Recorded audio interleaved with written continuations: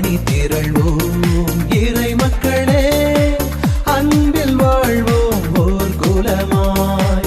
அனைத்தும் படைத்து அழைத்து காக்கும் அன்பு தெய்வம் அழைக்கின்றார்.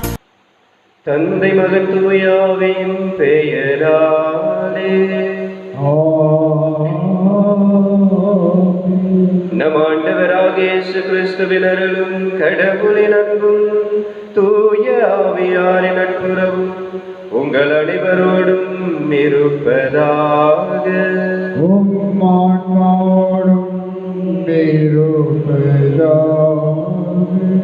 இறையேசுவில் பிரியமிக்க சகோதர சகோதரிகளே, ஒவ்வொரு திருப்பலியை நிறைவேற்றுவதும் அதில் பங்கெடுப்பதும் இறைவனால் கொடுக்கப்பட்டுள்ள ஒரு கொடை.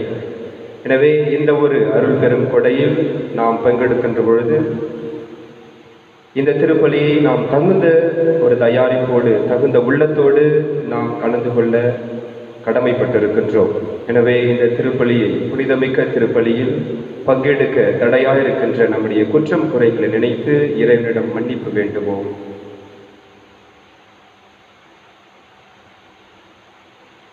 எல்லாம் வல்ல இறைவனிடமும் சகோதர சகோதரிகளே, உங்களிடமும் நான் பாவியதை ஏற்றுக்கொள்கின்றேன். ஏனெனில் என் சிந்தனையாலும் சொல்லாலும் செயலாலும் கடவுளை தவறியதாலும் பாவங்கள் பல செய்தேன். என் பாவமே, என் பாவமே, என் பெரும் பாவமே. ஆகையால் எப்போதும் கன்னியான புனித மரியாவையும் வானதூதர் புனிதர் அனைவரையும், சகோதர சகோதரிகளை உங்களையும் நம் இறைவனாய் ஆண்டவரிடம் எனக்காக வேண்டிக் கொள்ள மன்றாடுகின்றேன். எல்லாம் வல்ல இறைவன் நம்மை இரக்கம் வைத்து நம் பாவங்களை மன்னித்து நம்மை நிலை வாழ்வுக்கு அழைத்து செல்வாராக. ஆமென். ஆண்டவரே இரக்கமாயிரும். ஆண்டவரே இரக்கமாயிரும். கிறிஸ்துவே இரக்கமாயிரும். கிறிஸ்துவே இரக்கமாயிரும். ஆண்டவரே இரக்கமாயிரும். ஆண்டவரே இரக்கமாயிரும். மன்றாடுவோமாக. ஆண்டவரே, உமது குடும்பத்தை இடையராத பரிவிரக்கத்தால் காத்திருள உம்மை வேண்டுகின்றோம். அதனால் விண்ணகருளை மட்டுமே நோக்கியுள்ள இக்குடும்பம் உமது நிலையான பாதுகாவலால் என்றும் உறுதி அடைவதாக. உம்மோடு தூயாவின் ஒன்றிப்பில் இறைவனாய் என்றென்றும் வாழ்ந்து ஆட்சி செய்கின்ற எங்கள் ஆண்டவரும் உம் திருமகனுமாக இயேசு கிறிஸ்து வழியாக உம்மை மன்றாடுகின்றோம்.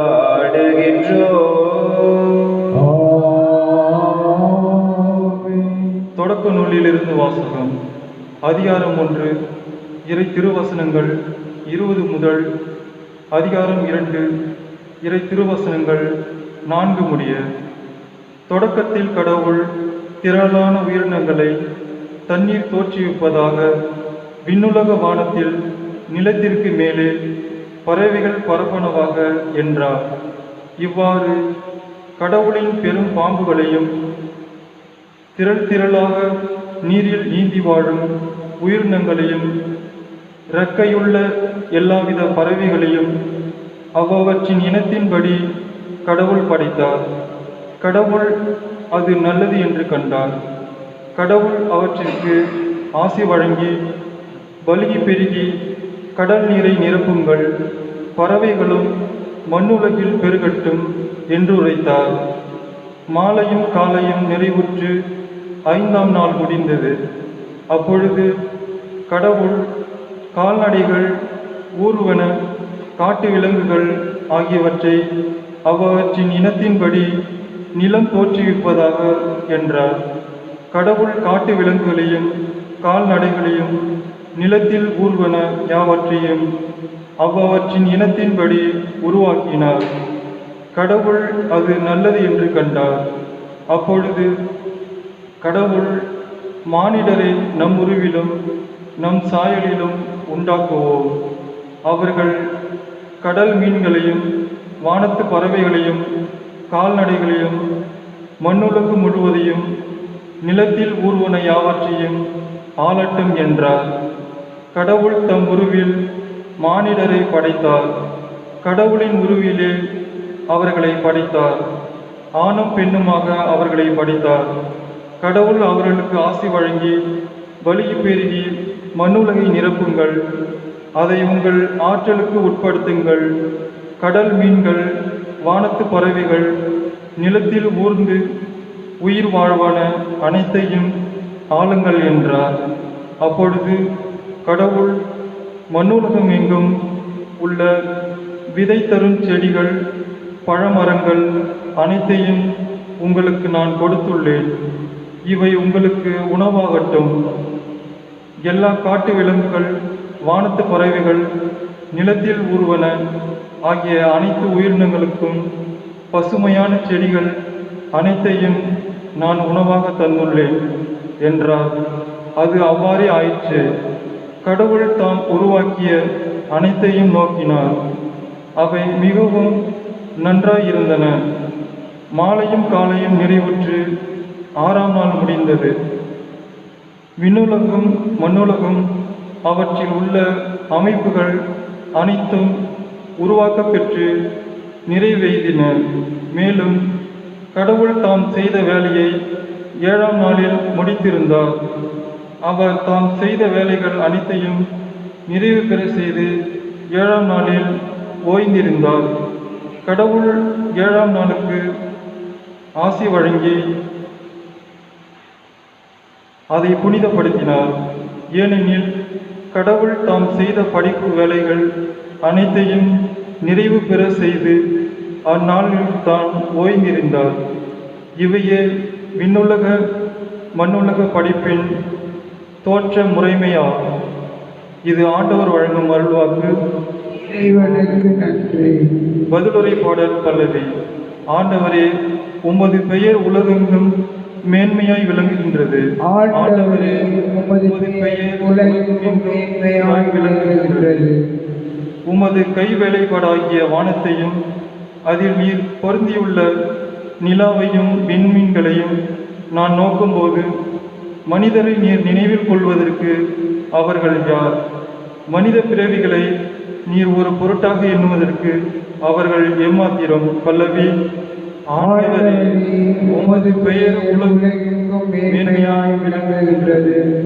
ஆயினும் அவர்களை கடவுளாகிய உமக்கு சற்றே சிறியவர் ஆக்கியுள்ளீர். மாட்சியையும் மேன்மையையும் அவர்களுக்கு முடியாக சூட்டியுள்ளீர். உமது கை படைத்தவற்றை அவர்கள் ஆளும்படி செய்துள்ளீர். எல்லாவற்றையும் அவர்கள் பாதங்களுக்கு கீழ்ப்படுத்தியுள்ளீர். பல்லவி. ஆண்டவரே, உமது பெயர் உலகெங்கும் மேன்மையாய் விளங்குகின்றது. ஆடு மாடுகள், எல்லா வகையான காட்டு விலங்குகள், வானத்து பறவைகள், கடல் மீன்கள், ஆழ்கடலில் நீந்தி செல்லும் உயிரினங்கள் அனைத்தையும் அவர்களுக்கு கீழ்ப்படுத்தியுள்ளேன். பல்லவி. ஆண்டவரே, உமது பெயர் உலகெங்கும் மேன்மையாய் விளங்குகின்றது. அல்லேலூயா, அல்லேலூயா.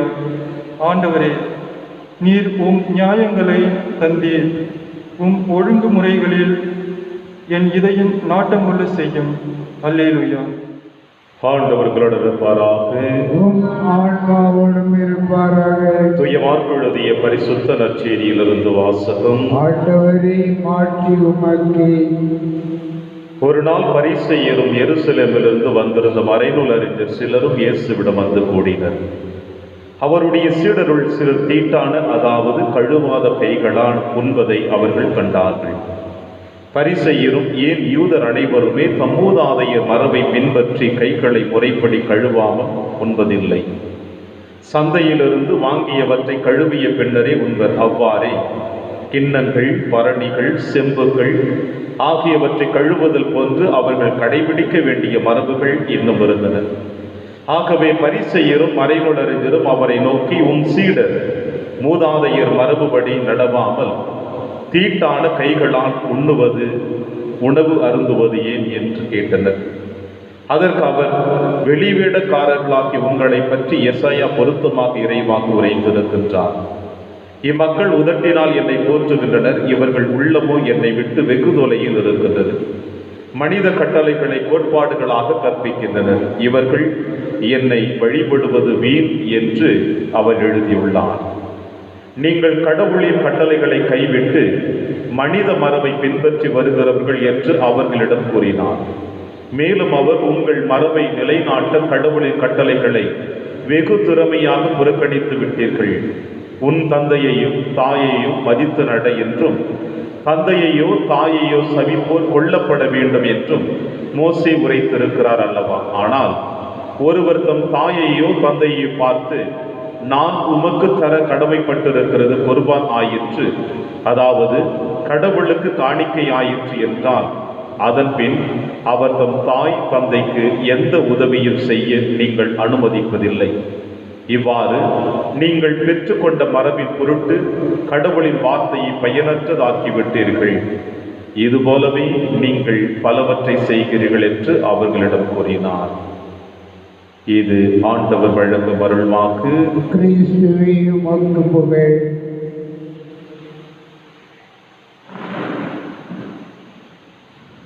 நீங்கள் கடவுளின் கட்டளைகளை கைவிட்டு மனித மரபை பின்பற்றுகிறீர்கள். கிறிஸ்துவில் பிரியமான அன்புமிக்க சகோதர சகோதரிகளே,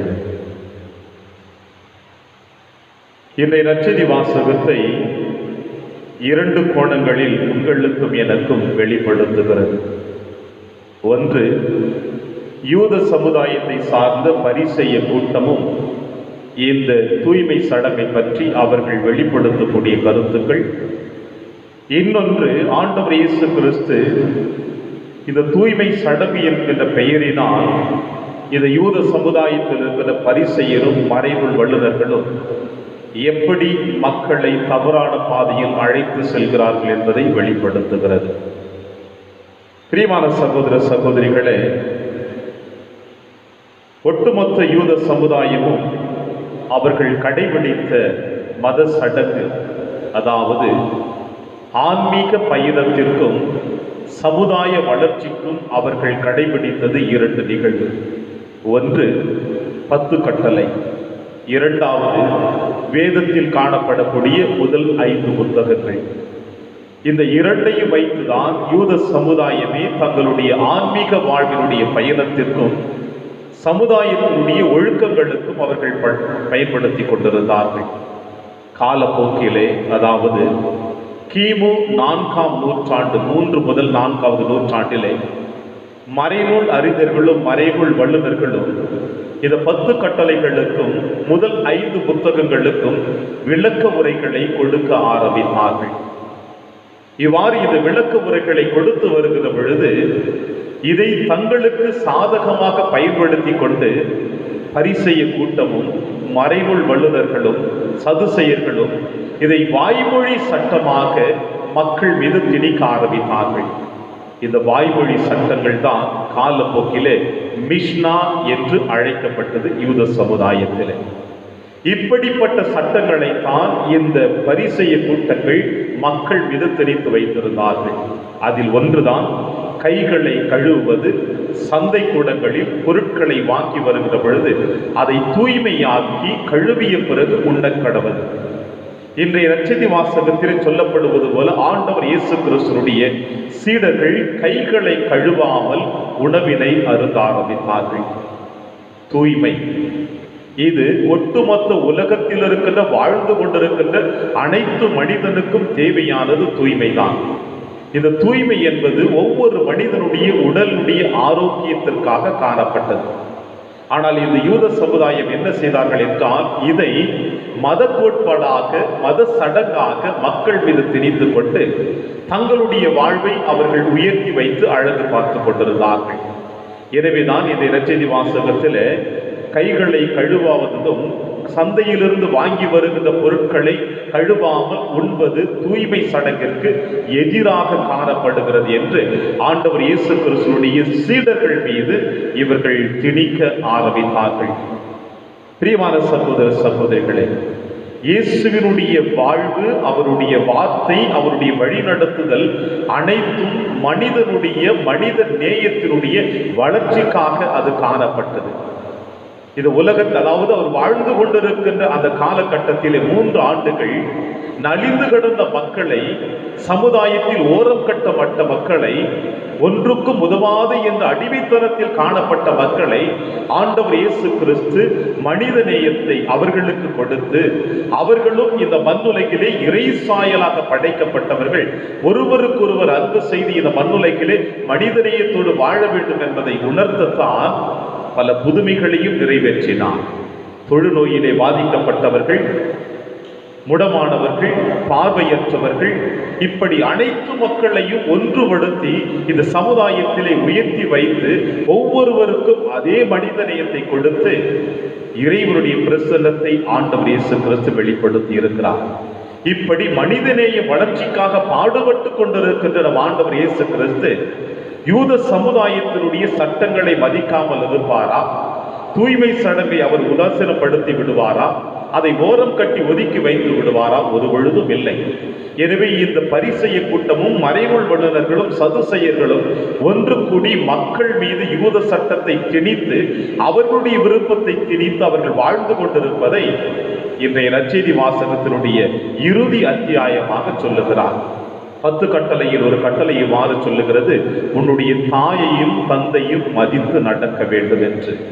எனவே தாயையும் தந்தையும் மதித்து நடக்க வேண்டிய கடமை என்னவென்றால், பெற்றெடுத்த பெற்றோர்களை அவர்கள் இந்த மண்ணுலக பயணம் முடிகின்ற வரையில் ஒவ்வொரு பிள்ளைக்கும் கடமைகள் இருக்கிறது. அவர்களுக்கு செய்ய வேண்டிய கடமைகளை முழுவதுமாக செய்து அவர்கள் நிறைவாக இந்த மண்ணுலகிலே வாழ்ந்து இறைவனிடம் செல்லுகின்ற வரையில் இந்த பிள்ளைகளுடைய கடமை செய்ய வேண்டியது இருக்கிறது.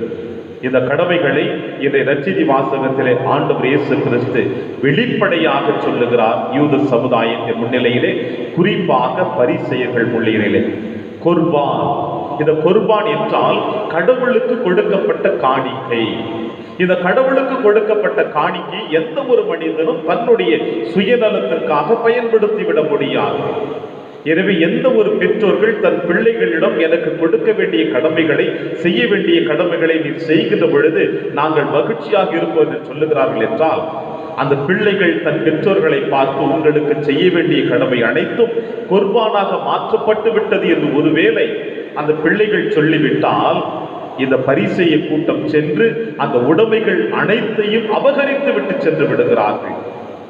பிள்ளையும் ஒன்றுமில்லாமல் போய்விடுகிறது, பெற்றவர்களும் ஒன்றுமில்லாமல் போய்விடுகிறார்கள்.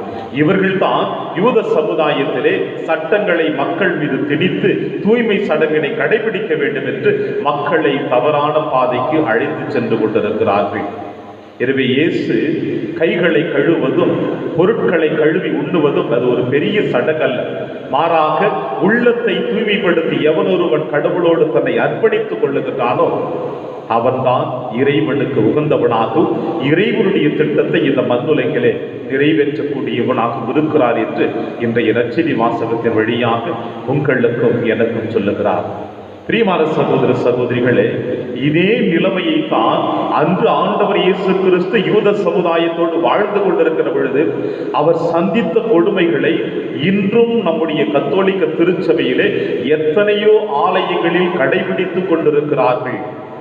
முதன்மை இடம், எங்களுடைய தலைமுறை மட்டும்தான் திருவிழாவை கொண்டாட வேண்டும், எங்களுடைய தலைமுறை மட்டும்தான் ஆலயத்தில் இப்படிப்பட்ட பணிகளை செய்ய முடியும் என்று எத்தனையோ பங்கு தலங்களில் தங்களுடைய தலைமுறைகளை முதன்மைப்படுத்தி மற்ற சமுதாயத்தினரை ஓரம் கட்டி தள்ளி வாழ்ந்து கொண்டிருக்கிறார்களே, இதுவும் அன்றைய காலகட்டங்களில் நடந்த ஒரு கொடூரமான நிகழ்வு தான்.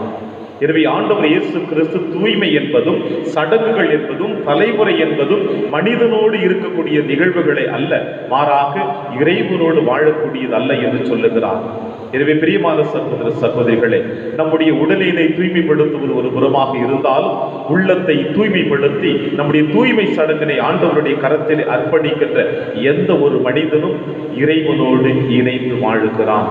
எனவே நாம் நம்முடைய சமுதாயத்தை, நம்முடைய பங்கு தலத்தை, நம்முடைய உள்ளத்தை தூய்மைப்படுத்துவோம், இறைவனோடு இணைவோம். அப்பொழுது இந்த மன்னகத்திலே நாம் இறையாட்சி பணிக்காக உழைக்க முடியும், இயேசுவின் சாட்சிகளாக வாழ முடியும் என்ற நம்பிக்கையோடு தொடர்ந்து இந்த திருப்பலியில மன்றாடுவோம். இறைவன் உங்களையும் என்னையும் நிறைவாக ஆசீர்வதிப்பார். ஆமென்.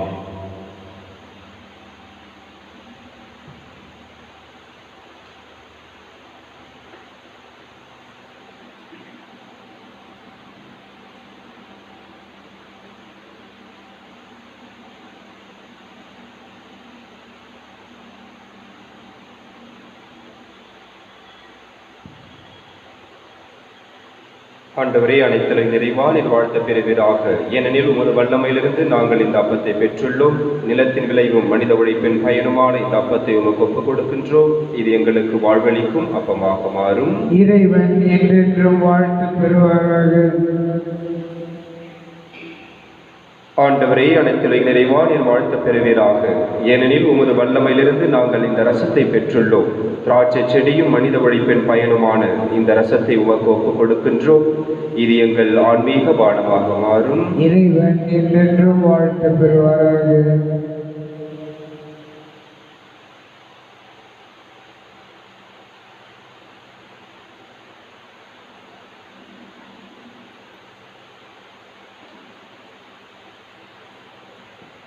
சகோதர சகோதரிகளே, என்னுடையதும் உங்களுடையதுமான இப்பலி எல்லாம் உள்ள தந்தையாகிய இறைவனுக்கு ஏற்றதாகும்படி மன்றாடுங்கள்.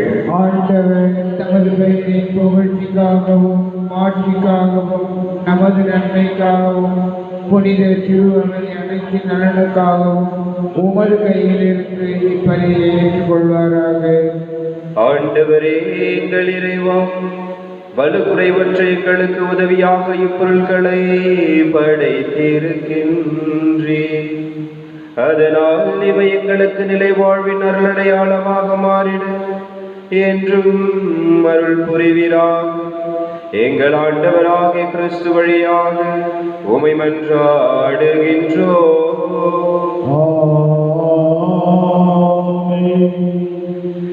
ஆண்டவர் உங்களோடு இருப்பாராக. இதயங்களை மேலே எழுப்புங்கள். நம் இறைவனாகிய ஆண்டவருக்கு நன்றி கூறுவோம். அது தகுதியும் நீதியுமானதே. தூயவரான தந்தையே, உம் அன்பார்ந்த மகன் இயேசு கிறிஸ்து வழியாக என்னாலும் எவ்விடத்திலும் நாங்கள் உமக்கு நன்றி செலுத்துவது மெய்யாகவே தகுதியும் நீதியுமாகும். எங்கள் கடமையும் மீட்புக்குரிய செயலுமாகும். உம் வார்த்தையான அவர் வழியாக அனைத்தையும் படைத்தீர். அவரையே மீட்பராகவும் ஈடேற்றுபவராகவும் எங்களுக்கு அனுப்பினீர். அவர் தூய் ஆவியால் உடலெடுத்து கன்னி மரியாவிடமிருந்து பிறந்தார். அவர் உமது திருவுளத்தை நிறைவேற்றி புனித மக்களை உமக்கு பெற்றுத்தர தம் கைகளை விரித்து பாடுபட்டார். இவ்வாறு அவர் சாவை வென்று உயிர்ப்பை வெளிப்படுத்தினார். ஆகவே வானதூதரோடும் புனிதர் அனைவரோடும் சேர்ந்து நாங்களும் அது மாட்சியை புகழ்ந்துரைத்து ஒரே குரலாய் சொல்வதாவது: தூயவர் தூயவர் தூயவர், வான்படைகளின் கடவுளாம் ஆண்டவர். விண்ணகமும் மன்னகமும் உமது மாட்சியால் நிறைந்துள்ளன. உன்னதங்களிலே ஓசன்னா. ஆண்டவர் பெயரால் வருகிறவர் ஆசி பெற்றவர். உன்னதங்களிலே ஓசன்னா. ஆண்டவரே, நீர் மெய்யாகவே தூயவர், தூய்மை அனைத்துக்கும் ஊற்று. ஆகவே உம்முடைய ஆவியை பொழிந்து இக்காணிக்கைகளை தூய்மைப்படுத்த உம்மை வேண்டுகின்றோம். இவ்வாறு எங்கள் ஆண்டவர் இயேசு கிறிஸ்துவின் உடலும் இரத்தமுமாக எங்களுக்கு இவை மாறுவனவாக. அவர் பாடுபட உளம் கனிந்து தம்மை கையளித்த போது அப்பத்தை எடுத்து நன்றி செலுத்தி அதை பிட்டு தம் சீடர்களுக்கு அளித்து அவர் கூறியதாவது: அனைவரும் இதிலிருந்து பெற்று உண்ணுங்கள், ஏனெனில் இது உங்களுக்காக கையளிக்கப்படும் என் உடல்.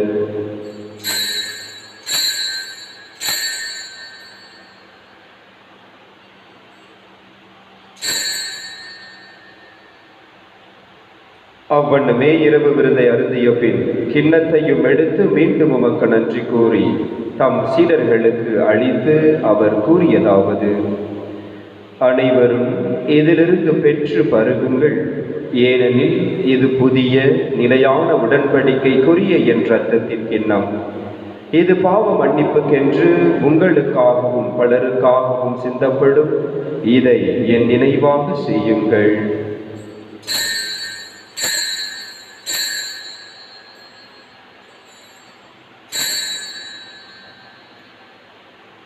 நம்பிக்கையின் மறைபொருள்: ஆண்டவரே, நீர் வருமிடம் உமது இறப்பினை அறிக்கையிடுகின்றோம், உமது உயிர்ப்பினையும் எடுத்துரைக்கின்றோம். ஆகவே ஆண்டவரே, நாங்கள் கிறிஸ்துவின் இறப்பினையும் உயிர்ப்பினையும் நினைவு கூர்ந்து வாழ்வு தரும் அப்பத்தையும் மீட்பளிக்கும் கிண்ணத்தையும் உமக்கு ஒப்புக் கொடுக்கின்றோம்.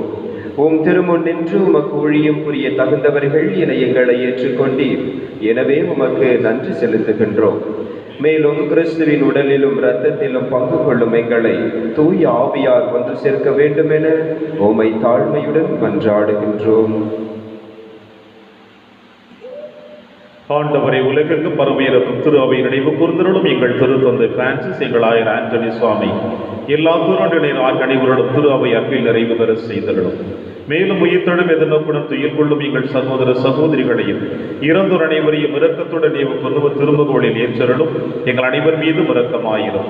கடவுளின் கன்னித்தாயான புனித மரியாம், அவருடைய கணவரான புனித யோசேப்பு, புனித திருத்தூதர்கள், புனித பிரான்சிஸ் சேவேரியார், புனித கஸ்பார் மற்றும் இவ்வுலகில் முகமுந்தவராய் இருந்தாக்கிய புனிதர் அனைவருடனும் நாங்கள் நிறைவாழ்வில் பங்கு கொள்ளும் தகுதி பெற்று உம் திருமகன் இயேசு கிறிஸ்து வழியாக உம்மை புகழ்ந்தேத்தும் வரமருள உம்மை மன்றாடுகின்றோம்.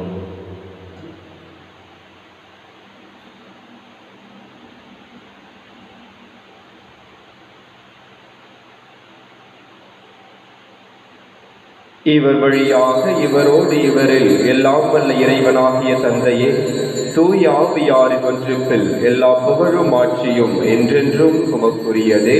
ஆமென்.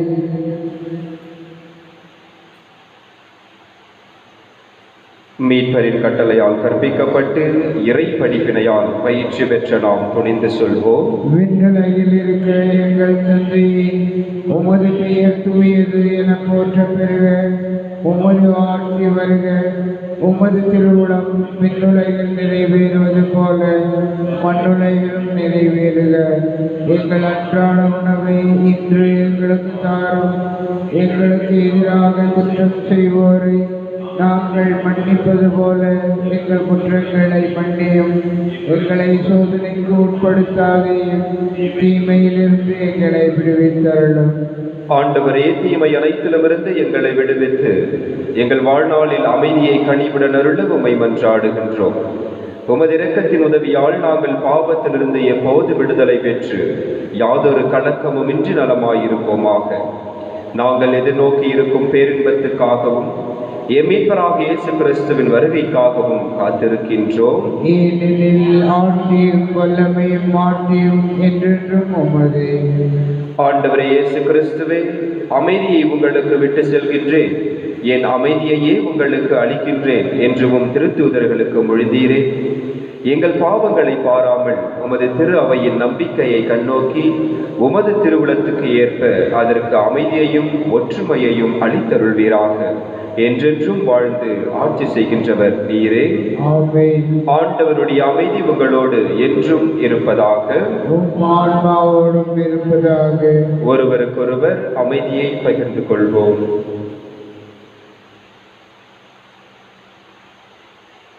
உலகின் பாவங்களை போக்கும் இறைவனின் செம்மறியே, எங்கள் மேல் இரக்கமாயிரும். உலகின் பாவங்களை போக்கும் இறைவனின் செம்மறியே, எங்கள் மேல் இரக்கமாயிரும். உலகின் பாவங்களை போக்கும் இறைவனின் செம்மறியே, எங்களுக்கு அமைதியை அளித்தருளும். இதோ இறைவனின் செம்மறி, இதோ உலகின் பாவங்களை போக்குபவர். செம்மறியின் விருந்துக்கு அழைக்க பெற்ற நாம் அனைவரும் பேறு பெற்றோர். ஆண்டவரே, நீர் என் இல்லத்தில் எழுந்தருள நான் தகுதியற்றவன். ஆனால் ஒரு வார்த்தை மட்டும் சொல்லியருளும், எனது ஆத்மா நலம் அடையும்.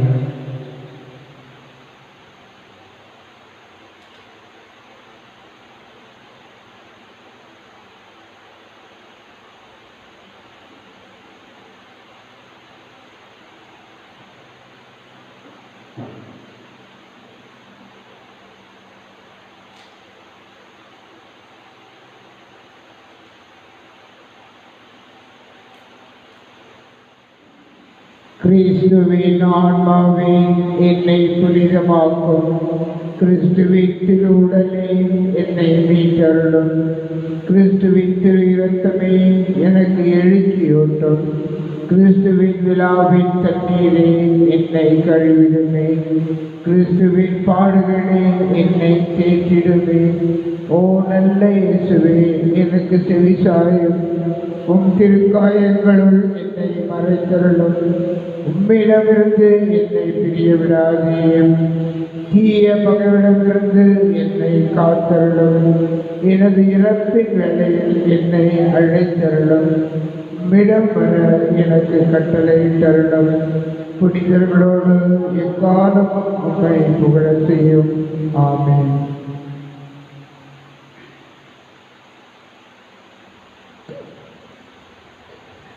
மன்றாடுவோமாக. இறைவா, ஒரே அப்பத்திலும் ஒரே கிண்ணத்திலும் நாங்கள் பங்கேற்க திருவுலமானி.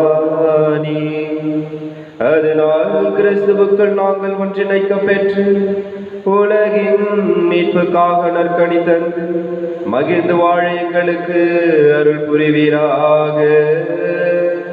எங்கள் ஆண்டவராகிய கிறிஸ்து வழியாக உமை மன்றாடுகின்றோம்.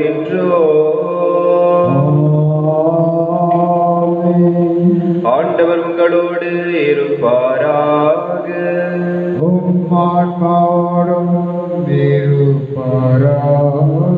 எல்லாம் வல்ல இறைவன் தந்தை மகன் தூயாவி உங்கள் அனைவரையும் நிறைவாய் ஆசீர்வதிப்பாராக.